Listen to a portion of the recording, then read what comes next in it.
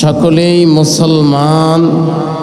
মুসলমান মানি হলো যিনি আল্লাহর কাছে আত্মসমর্পণ করেছেন।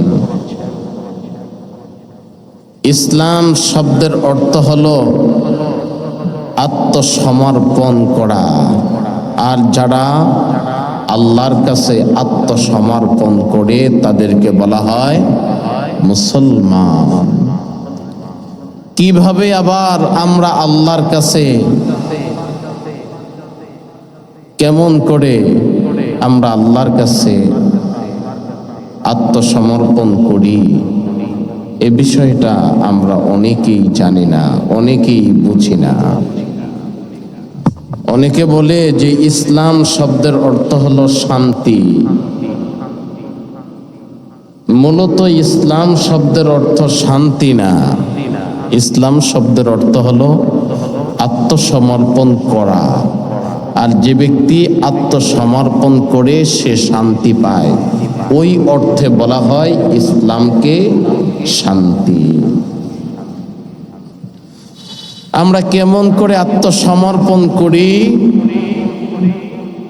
আমরা মুসলমান হওয়ার আগেই আমাদেরকে কালমা পড়তে হয়, লা ইলাহা ইল্লাল্লাহু মুহাম্মাদুর রাসূলুল্লাহ সাল্লাল্লাহু আলাইহি ওয়াসাল্লাম।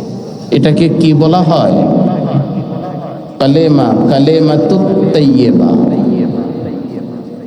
কালেমাতুত তাইয়্যিবা। কলমা কয়টি? 5টি। কলমা কয়টি? 5টি। কিন্তু এই 5টা কলমার নাম জানে এমন কয়জন মুসলমান আছে? অনেকেই তো জানে না, তাই না? ঠেল্লা বলে ফেলে যে 5 কলমা, কিন্তু 5 কলমা একটাও ঠিক মতো কইতেও পারে না।